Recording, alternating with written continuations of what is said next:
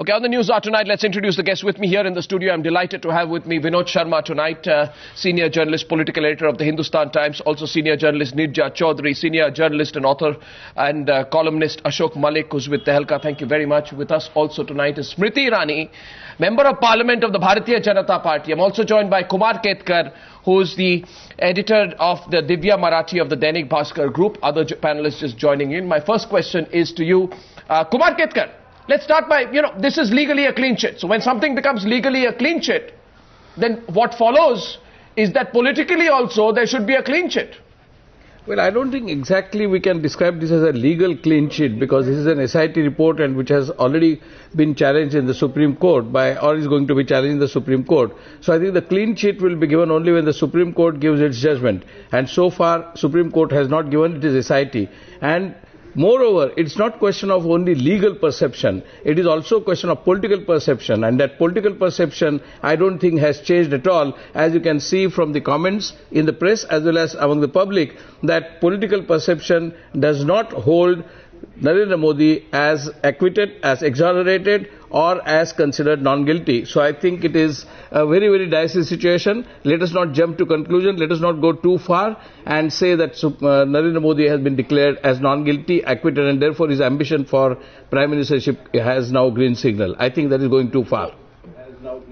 No, but prima facie it is a high for Narendra Modi. It is a high, because if the SIT report, if any of these 7 points, let's go to Smriti Irani, if any of these 7 points had been against Narendra Modi, that a lot of people who are against Narendra Modi would have discounted the other 6 and focused on that one and said he must resign on that basis. So let me get Smriti Irani's reaction. I think that there are certain people in the country who will never change their own definition or understanding of Narendra Modi. But I think as a Chief Minister, he is defined by the people who vote for him and people for whom he is delivered on issues of development. I would want to, in fact, like to attract your attention on the timing of this particular leak. UP is going to polls. And I find it extremely interesting that before the UP polls, the Congress has this grand announcement of a minority quota, defying all EC norms. Salman Khurshid, who is a senior congressman and a respectable minister in the UPA government, goes ahead and announces a 9% quota for minorities. And now when the minority population in UP does not fall for the quota honey trap of the Congress, they take out this good old Gujarat horse which they want to whip and flog so that they can attract more and more and consolidate a vote bank in UP. I think that what are you suggesting, Smriti Irani? What are you suggesting? Highlight on the fact who's leaked what? Are you saying Narendra Modi leaked the SIT report? No, are you saying Narendra Modi leaked the SIT report? He couldn't have. Or Raghavan leaked the SIT report. He couldn't have. May I? I'm saying that the SIT, which has been constituted by the Supreme Court of India, has reported to the Supreme Court of India 14 times before this. Why has this leak happened? Why is it that the central government has chosen through certain spokespeople, to comment on a so-called leak, on a report which is lying sealed somewhere in a court? And people are making all kinds of accusations. I thought you'd welcome the report. I thought you'd welcome the findings of the report. I think. But you seem to be concerned about a report which, at least in the media, seems to give Mr. Modi a clean chit. Let me speak, Arnab. I think as a responsible political organization, one needs to question the timing of the leak. But yes, as a member of the BJP, let me state this. As the leader of opposition today has stated, that 3 different investigations has taken place into the riots. One by the Gujarat police, one by the SIT constituted by Supreme Court comprising of officers of Gujarat police, one by SIT constituting of ex-CBI officers. Time and again, all allegations have been looked into, no evidence has been found, but it seems that certain people who have made an industry out of maligning Modi and the Gujarat government will not Smriti, now that you have made this allegation, and I must, with all the force at my command, because Times Now broke the story last evening at 10 o'clock, with all the force at my command, it's not a political leak. No politician came and handed us the story. It is a damn good bit of journalism which came out because we cultivated our sources, and they've given us 7 points today. But that's not the issue. Let's get the reactions to the substantive part of this whole debate.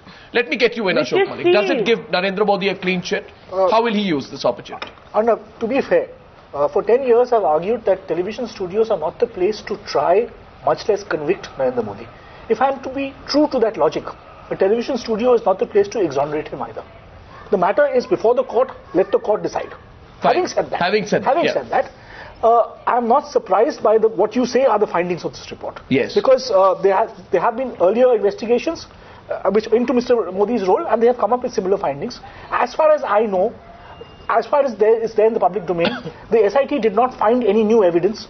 So therefore, it would be logical that they would find no evidence against him. And coming to whether this clears the way for him to come to Delhi or something, frankly, it has to go through right up to the Supreme Court. Do you think some of these issues are subjective for that matter? Let me draw you in, Nirja Chaudhary. No, 1 second. On the whole issue, there are some people who have said that during the riots, bodies were brought in from Godhra, they were got to Ahmedabad and they were paraded. Now, according to this report, it was a logical and well thought out good decision to bring the bodies to Ahmedabad because the DNA identification could happen, because the bodies were only brought in at night. In other words, this report says that all those people who have been putting out this theory that there was a deliberate attempt at provoking people post the Godhra riots is absolutely wrong. Nirja Chaudhary, is that the last word? I think the report has been submitted to the court. And once it's made public, we will know the depositions also, the documents, what people said, but the basis on which the SIT has come to these seven conclusions. Would you dismiss the SIT report? No, I don't dismiss it at all. You would not put out something that you did not have access to. Sure. I'm saying that SIT has interpreted the depositions and the evidence before it. The trial court will do its own interpretation. But it's been 10 years.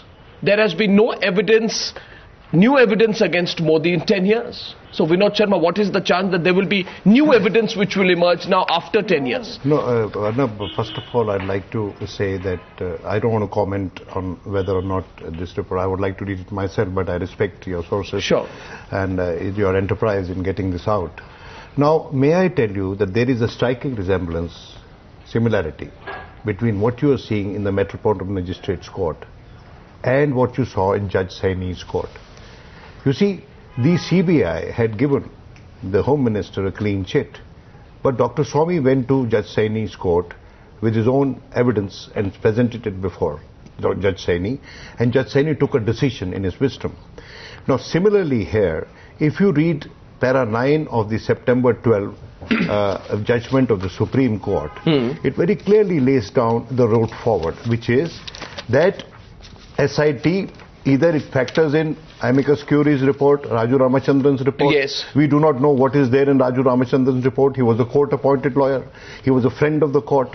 And he has given his report. Then there is evidence. No, but the SIT has countered that report and placed a closure report. Call on that now has to be taken by the judge, Metropolitan Magistrate, before whom the SIT has gone. So you're saying irrespective of what the SIT has said, if this matter does not get, it can get thrashed? It can get thrashed because, you see, now the Supreme Court permitted Zakir Jafri that you would have a right to be heard before a decision is taken by the judge on the SIT report. If the SIT report does not factor in the evidence that you are trying to adduce. No, but there has to be some fresh evidence. I mean, there is, I am told, the 600-page report, 80 pages of conclusions. It's a substantial conclusion which has been drawn by the SIT. But the court in its wisdom, as in the case of 2G, had laid down the roadmap, and it is very similar to what Mr. Panchidamram had to go through. Mr. Narendra Modi will have to be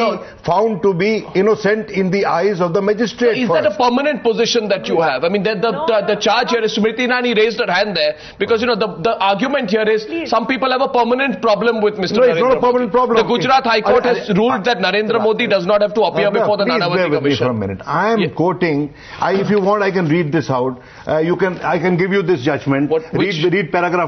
No, it's very clearly written that if if for any stated reason the SIT opines in its report to be submitted in terms of this order that there is no sufficient evidence of reasonable ground for proceeding against any person named in the complaint dated 8 June 2006 before taking a final decision on such closure report, the court shall issue notice to the complainant and make available to her copies of the statements of the witnesses, other related documents and the investigation report strictly in accordance with the law as enunciated by this court. And then they said you will have to hear him. She will have the right to be heard by the court before it comes to a conclusion on the SIT report. No, is this an attempt to keep this whole issue alive? It is not an attempt. It's the Supreme Court. Because if Narendra Modi is given a clean sheet. Supreme Court has decreed this. Well, the High Court yesterday has also said many embarrassing things about Narendra Modi. Tonight I'm discussing what's happening. No, but I'm talking about the apex court. Okay, now let's get the response. Let's get the response. You're telling me the process of law. So, Smriti Irani, the whole argument that I find in the introductory comments is there is a process of law and please do not hurry to give Mr. Narendra Modi a clean sheet. It may work for you politically. You may admire Narendra Modi, but don't hurry. Because the same argument that you put out falls flat. You have a reverse argument when it comes to Mr. P. Chidambaram. When it comes to P. Chidambaram on Saturday, your party was putting out a completely contrary argument. Yes, Smriti. Arnab, can I answer? Firstly, I would like to say that your voice is a bit distorted on my talkback, but let me just answer on the basis of the gist of what I heard Mr. Sharma say. I'm extremely surprised that he draws a parallel between Judge U.P. Saini's observation about Mr. P. Chidambaram and this so-called SIT report which has been leaked, or the Gujarat cases that he seeks to compare. Let me say this, that in the 2G case, the CBI claimed that no investigation needs to be taken in when Mr. P. Chidambaram's role in the 2G spectrum scam was to be investigated. In the Godhra riots or the Gujarat riots case, time and again the CBI has been summoned at the will of the UPA to interfere, to intervene, to find evidence, to basically drag the government of Gujarat through the entire legal process, thereby using the CBI as an instrument of the Congress government trying to destabilize the government of Gujarat. There's a huge difference between the two cases. Smriti, my friend. As far as my friend, Sharmaji, let me speak. I'm not quoting. Here, Mr. Sharma. Here, Mr. Sharma. Smriti, please, you are on the wrong here. You see, please, for God's sake. I'm not, sir. Just because you don't like what I'm saying, that doesn't mean I'm wrong. Chidambaram, saying that the CBI has not been fair in its investigations and that is why it has not taken into account the evidence sought to be adduced by Dr. Swamy. In this case, there is a striking similarity. The claim is that the evidence sought to be induced by Ahsan Jafri's wife and some NGOs has not been factored in by the SIT. Yes, so now the judgment will be rest with the Metropolitan Magistrate, as in the case of Judge Saini.